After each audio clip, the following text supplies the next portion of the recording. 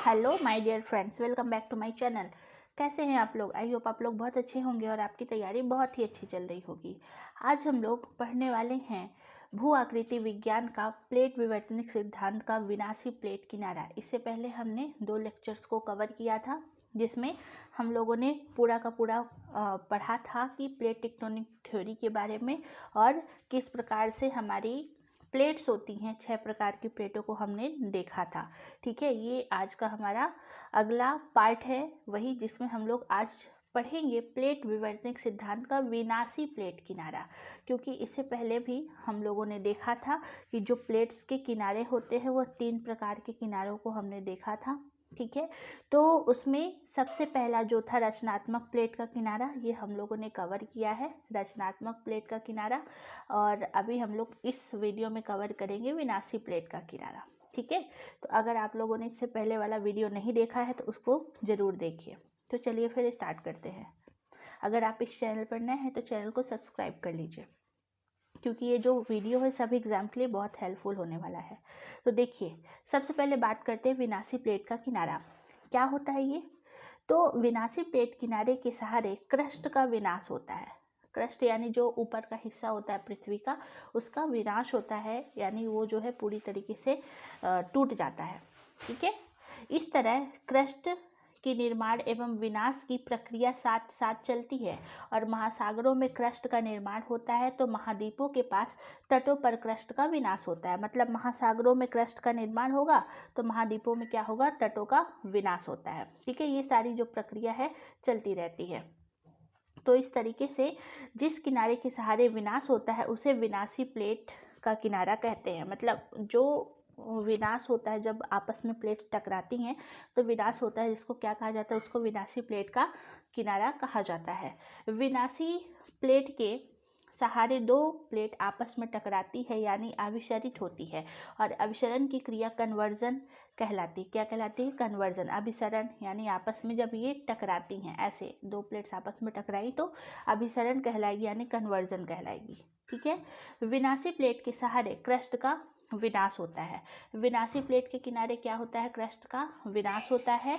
जब 2 प्लेट आपस में टकराती है तो एक प्लेट का घनत्व ज़्यादा होगा तो एक प्लेट का घनत्व क्या होता है? कम होता है। मतलब जब 2 प्लेट्स आपस में टकराएंगी तो जो प्लेट का घनत्व, एक का घनत्व ज़्यादा होता है और एक का क्या होता है? कम होता है। महासागर प्लेट का घनत्व ज़्यादा होता है तथा महाद्वीपीय प्लेट का घनत्व जो है कम होता है। जो महासागर वाली प्लेट होती है, मतलब जिसमें पानी होगा, उसका जो डेंसिटी है वो ज़्यादा होती है। जो महाद्वीपीय प्लेट्स होती है उनकी डेंसिटी क्या होती है? कम होती है। महासागर एवं महाद्वीप प्लेट आपस में टकराते हैं लेकिन धक्का वही प्लेट लगाएगी जिसका घनत्व अधिक होगा और जो हल्की प्लेट उसे पीछे ढकेल देती है। ठीक है, जो हल्की प्लेट होगी वो क्या होगी? उसको पीछे ढकेल दिया जाएगा और वह प्लेट मेंटल में प्रवेश कर जाती है। ठीक है, मतलब देखिए, जैसे 2 प्लेट्स हैं आपस में टकराई, जिसकी डेंसिटी क्या बोल रहा है? जिसका घनत्व अधिक होगा और जो हल्की प्लेट है उसे पीछे ढकेल देगी तो उसको जो है पीछे की तरफ ढकेल दिया जाता है और वह मेंटल में प्रवेश कर जाती है जिसका घनत्व जो है कम होता है। ठीक है, तो ये प्रोसेस होती है अभिसरण की। अभिसरण की प्रक्रिया की बात किया जाए तो 3 प्रकार की अभिसरण की प्रक्रिया होती है। ठीक है, कौन कौन सी? एक होता है महासागर अभिसरण, जो महासागरों में महासागरों में होता है। एक महाद्वीपों में होने वाला महासागर अभिसरण, वो भी होता है। या फिर हम इसको इस तरीके से बोल सकते हैं, महासागर अभिसरण, महाद्वीपीय महासागर अभिसरण और महाद्वीप अभिसरण। मतलब कि एक ऐसा अभिसरण, ऐसे प्लेट जो महासागर और महासागर से टकराए उसको महासागर अभिसरण कहेंगे। ऐसी प्लेट जो महासागर और महाद्वीप से टकराए उसको महाद्वीपीय अभिसरण कहेंगे और ऐसी प्लेट जो महाद्वीप और महाद्वीप से ही टकराए उसको महाद्वीपीय अभिसरण कहेंगे। ये 3 प्रक्रिया होती है इसमें, ये आपको याद रखना है। ठीक है, जो प्लेट मेंटल में प्रवेश कर जाती है 100 किलोमीटर तक जाकर और अधिक गर्मी और अधिक ताप होने के कारण वह पिघल जाती है, जिससे लगभग मतलब लावा का निर्माण होता है और इसे बेनी ऑफ जोन कहा जाता है। मतलब जो प्लेट्स मेंटल में प्रवेश करती है और लगभग 100 किलोमीटर तक जाकर और अधिक गर्मी और अधिक टेम्परेचर होने के कारण वह पिघल जाती है, जिसमें लावा का निर्माण होता है, जिसे बेनी ऑफ जोन भी कहा जाता है। बेनी ऑफ जोन में लावा बनता है और अगर पास में कहीं समुद्र है तो समुद्र से उसे जलवाष्प मिलता है। जलवाष्प स्वतंत्र होना चाहता है, क्योंकि पानी लावा से मिलेगा तो जलवाष्प बनेगा। मतलब जब वो लावा नीचे से आता है तो जहाँ भी पानी होगा वहीं पर ये दरारें भी उत्पन्न करता है, ठीक है, और वही जलवाष्प बनेगा।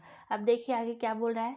जलवाष्प कमजोर प्लेट के सहारे ऊपर की ओर उठता है और दरारों को तोड़कर बाहर निकलता है और जलवाष्प के साथ लावा भी बाहर निकल जाता है। यही लावा ऊपर स्थित प्लेट पर विस्फोट के रूप में प्रकट होता है, ठीक है। अभी आगे आपको डायग्राम के रूप में भी समझाएंगे। मतलब जैसे मान लीजिए कि ज्वालामुखी है तो ये जहाँ दरारें मिलेंगी वहीं से ये लावा बाहर की तरफ आएगा जलवाष्प के कारण, जिसके माध्यम से वो ऊपर की तरफ विस्फोट होता है, ठीक है। अब देखिए आगे क्या बोल रहा है। अधिक घनत्व वाली प्लेट संपीड़न बल के द्वारा कम घनत्व वाली प्लेट को पीछे ढकेल देती है और वह प्लेट नीचे मेंटल में घुस जाती है। जब कम घनत्व वाली प्लेट का ऊपरी भाग विपरीत हो जाता है एवं मुड़ जाता है और ऊपर का मलबा मुड़कर वलित हो जाता है तो जिससे पर्वत का निर्माण हो जाता है। अगर यह क्रिया महासागरों में हो रही है तो महासागर में परिवर्तन का मतलब पर्वत का निर्माण होगा। अगर देखिए यह प्रक्रिया जो है महासागरों में हो रही है, ठीक है, तो महासागरों में पर्वत का निर्माण ना होकर बल्कि द्वीपों का निर्माण होगा। अगर महासागरों में यह प्रक्रिया हो रही है तो यह पर्वत का निर्माण ना होकर के क्या होगा, द्वीपों का निर्माण होगा। जैसे जापान और फिलीपींस द्वीप सब सागर तली हैं जो ऊपर उठे गए हैं और द्वीप का निर्माण किए हुए हैं। साथ ही निक्षेपित होने वाली प्लेट जैसे आपकी पैसिफिक प्लेट हो गई। पैसिफिक प्लेट निक्षेपित प्लेट होने वाली प्लेट जिस स्थान से रगड़ खाती है तो वहाँ पे भूकंप के झटके भी आते हैं, ठीक है।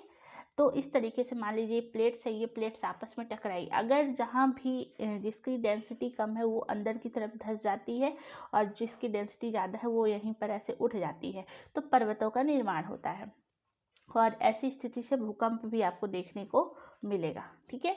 तो सबसे पहली अगर बात किया जाए तो अब देखिए क्या हो रहा है। जब भूकंप की उत्पत्ति होती है तो भूकंप केंद्र होता है। जब लावा ऊपर उठता है तो कमजोर प्लेट को तोड़कर ऊपर निकल जाता है और अधिक घनत्व वाली प्लेट आधार ज़्यादा होने पर गर्त का निर्माण करती है। यानी कि जैसे मान लीजिए दो प्लेट्स है, एक टकराई और एक अंदर की तरफ घुस गई तो एक यहाँ पे गर्त का निर्माण करेंगी, ठीक है। तो ये जो हमने यहाँ पे देखा था कि ये प्लेटों के मध्य अभिसरण की 3 प्रक्रिया होती है, उसमें सबसे पहली प्रक्रिया को हम लोग समझते हैं। ये देखिए महासागर प्रक्रिया, यानी कि ये जो दो प्लेट्स जब आपस में टकराएंगी तो दोनों तरफ महासागरीय प्लेट्स है जो महासागर में स्थित है।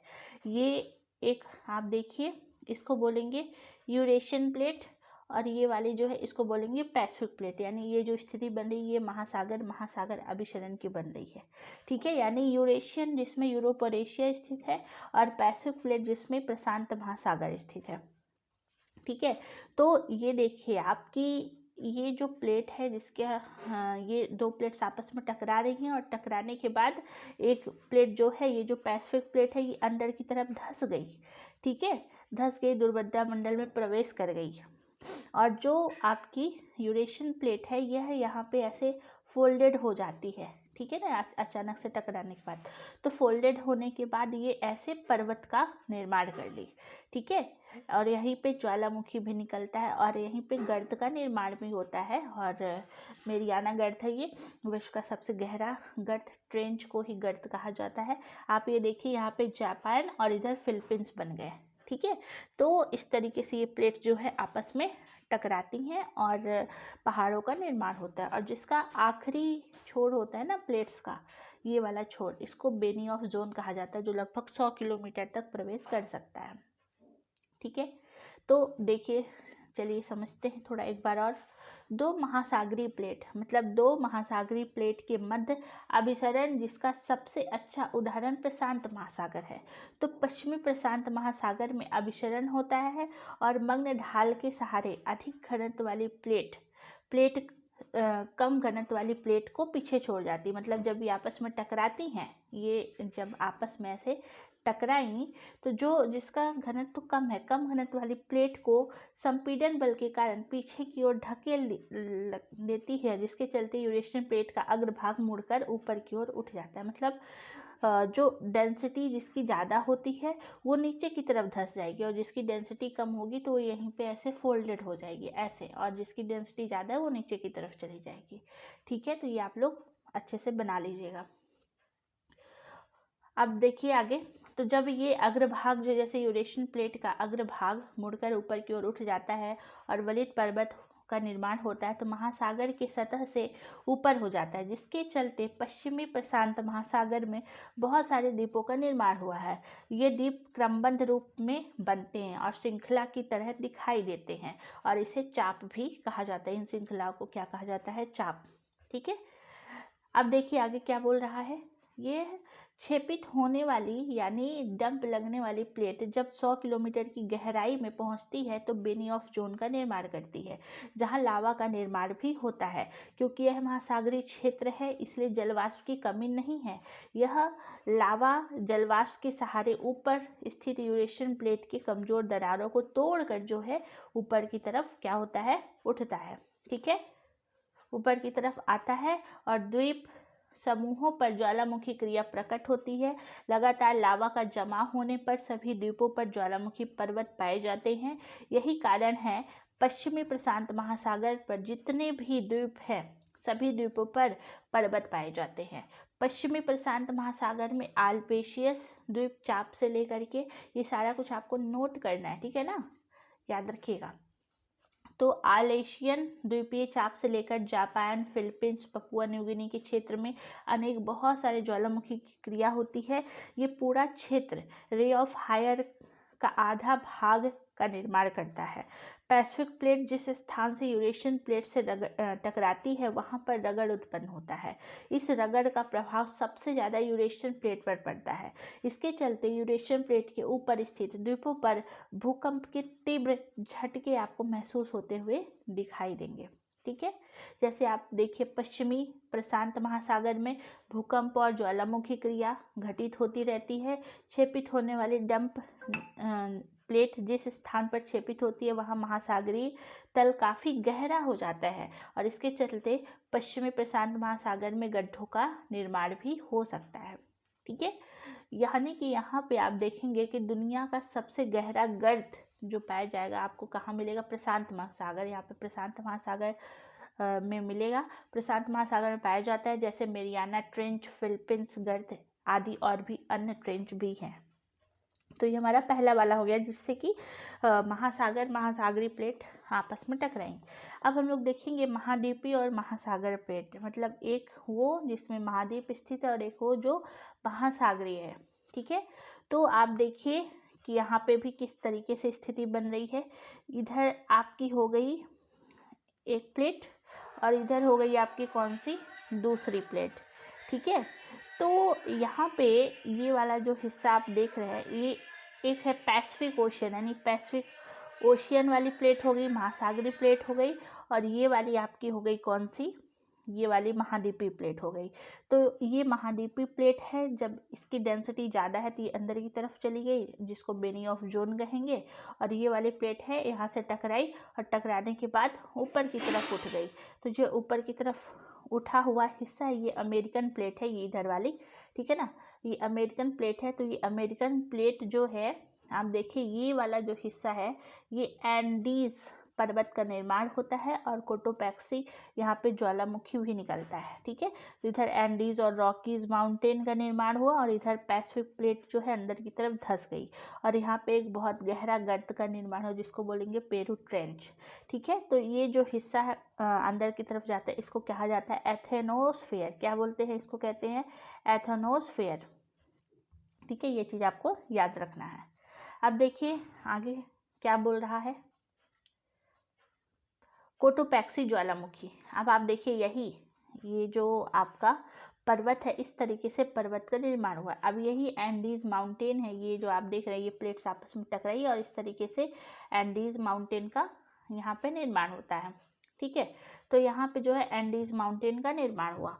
जब एंडीज माउंटेन बना तो आप इस तरीके से देख सकते हैं कि यहाँ पे एंडीज माउंटेन है, ठीक है। और इसी पर जो है कोटोपैक्सी ज्वालामुखी आपको दिखाई देगा। इसी के किनारे एक और छोटी सी प्लेट है, नज़का प्लेट। क्या कहते हैं इसको? नज़का प्लेट कहा जाता है। और ये जो है प्रशांत महासागरीय प्लेट का किनारा है, ठीक है। तो इधर से प्रशांत महासागरीय प्लेट, इधर से अमेरिकन प्लेट आपस में टकराए, ठीक है। और टकराने से इधर एंडीज माउंटेन का निर्माण हुआ। इसी को बोलते हैं महाद्वीपीय महासागर अभिसरण। ये सारी चीज़ें वही लिखी हुई जो मैंने आपको बताया है, ठीक है। तो अगर आपको लिखना होगा तो आप इसको वीडियो को ऐसे पॉज करके आप इसको लिख सकते हैं, ठीक है। अब देखिए आगे क्या बोल रहा है, महाद्वीपीय और महाद्वीपीय अभिसरण। तो महाद्वीपीय अभिसरण की बात करें तो ये दोनों प्लेट महाद्वीपीय प्लेट है।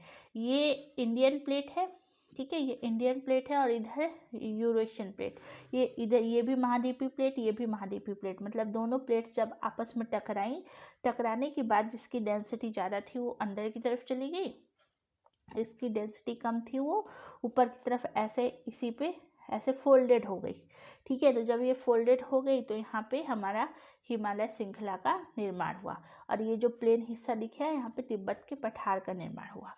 तो इस तरीके से हमारा हिमालय पर्वत बनता है जो कि महाद्वीपीय अभिसरण का हिस्सा माना जाता है, ठीक है। कौन सा? तो इधर आपका इंडियन प्लेट और इधर यूरेशियन प्लेट, ये दोनों आपस में टकराते हैं तो यहाँ पे हमारा हिमालय माउंटेन का निर्माण होता है, जिसको हम बोलते हैं महाद्वीपीय अभिसरण। और आगे आपको तिब्बत के पठार वाला क्षेत्र देखने को मिलेगा, ठीक है। ये देखिए ये है आपका यूरेशियन प्लेट, इसी को इंडियन प्लेट भी कहा जाता है क्योंकि इसी में हमारा यूरोप एशिया दोनों ही है। तो आप देखिए कि यहाँ पे पहले तेथीस सागर हुआ करता था, यानी कि ये जो हमारा इंडिया का ये वाला हिस्सा है, इसके ऊपर वाला हिस्सा। तो यहाँ जहाँ आज हिमालय है वहाँ पहले तेथीस सागर हुआ करता था। तो ये इंडिया का ये साउथ वाला पार्ट ना पहले अफ्रीका के टच में था, तो ये अफ्रीका से टूट करके ये ऐसे प्रवाहित हुआ और इधर से यूरेशियन प्लेट से जाके टकरा गई इंडियन प्लेट। जब आपस में टकराई तो ये तेथीस सागर का जो मलबा था वो ऊपर की तरफ उठ गया, जिससे हिमालय माउंटेन का क्या हुआ? निर्माण हुआ, ठीक है ना। ये चीज़ याद रखिएगा, यही चीज़ें यहाँ पे लिखी हुई हैं। तो आई होप आपको यहाँ तक समझ में आ गया होगा। अब बात करते हैं संरक्षित प्लेट का किनारा। तो यहाँ तक आप लोग को समझ में आ गया, ठीक है। तो ये हमारा तीसरा पार्ट है जिसको हम बोलते हैं संरक्षित प्लेट का किनारा। हमने अभिसरण और अपसरण दोनों को देखा। अब ये तीसरा है संरक्षित प्लेट का किनारा, इसको समझते हैं। देखिए संरक्षित प्लेट का किनारा, संरक्षित प्लेट किनारे के सहारे प्लेट अगल बगल सरकती है। मतलब ये प्लेट्स ऊपर की तरफ और ऐसे नीचे की तरफ ये एक दूसरे से आसपास ऐसे सरकती हुई आपको दिखाई देगी, ठीक है। और इसे संरक्षित प्लेट का किनारा कहते हैं। और इसके सहारे रूपांतरण भ्रंश का निर्माण होता है जिसको ट्रांसफॉर्म फॉल्ट कहा जाता है। एग्जाम्पल नॉर्थ अमेरिका के कैलिफोर्निया राज्य में है यह। ऐसी स्थिति आपको देखने की मिलेगी, यानी कि या तो प्लेट्स आपस में टकराएंगी, जब आपस में टकराएंगी तो उसको अभिसरण कहेंगे, जब एक दूसरे से दूर जाएंगे तो उसको क्या कहते हैं? उसको अपसरण कहते हैं।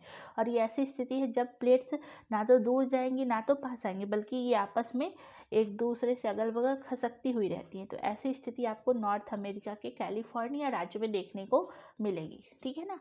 नॉर्थ अमेरिका के कैलिफोर्निया राज्य में है यह। दो प्लेट अगल बगल सरकती हैं। यहाँ अमेरिकन प्लेट और नज़का प्लेट आमने सामने ना टकराकर ये सरकती रहती है, जिसमें ट्रांसफॉर्म फॉल्ट का निर्माण होता है।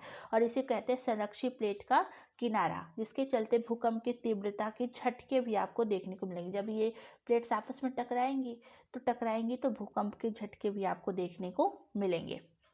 और उदाहरण में आपको और जगह देखने को मिलेगा सैन ड्रियास भ्रंश रूपांतरण, ये आपको देखने को मिलेगा और जगहों पर। संरक्षित प्लेट के किनारे ना पदार्थ का निर्माण होता है और ना ही विकास होता है, केवल रगड़ के चलते भूकंप के तीव्र झटके महसूस होते हैं। दुनिया में सबसे ताकतवर भूकंप संरक्षित प्लेट के कारण ही आते हैं। इसीलिए नॉर्थ अमेरिकन प्लेट का पश्चिमी भाग बहुत ही खतरनाक बहुत ही खतरनाक भूगर्भिक क्षेत्र के ऊपर स्थित है। अमेरिका का कैलिफोर्निया राज्य धीरे धीरे टूट रहा है और कुछ समय बाद टूटते टूटते अमेरिका से जो है ये अलग हो गया है। ठीक है, तो आज भी ऐसी स्थिति बनी हुई है कि जब ये प्लेट्स आपस में टकराती हैं तो टूटने के चांसेस ज़्यादा होते हैं और ऐसी बहुत सारी खतरनाक भूमि भी है। आप देखिए, ये आपका अमेरिका वाला हिस्सा है। ठीक है, और ये जो छोटे छोटे प्लेट्स इधर है, ये देखिए ऐसे टूटने की स्थिति है। कभी भी ये जो छोटे छोटे प्लेट्स है एक दूसरे से टूट के अलग हो सकते हैं। ठीक है, तो ये आपका पार्ट 3, 4 दोनों इसी में कंबाइन था। तो आई होप आपको समझ में आ गया होगा। फिर हमारा जो अगला रहेगा प्लेट की गतिशीलता का कारण, जो हम लोग अगले पार्ट में देखेंगे।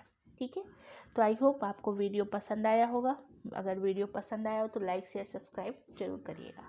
ठीक है, फिर मिलते हैं नेक्स्ट वीडियो में। Thank you so much. जय हिंद।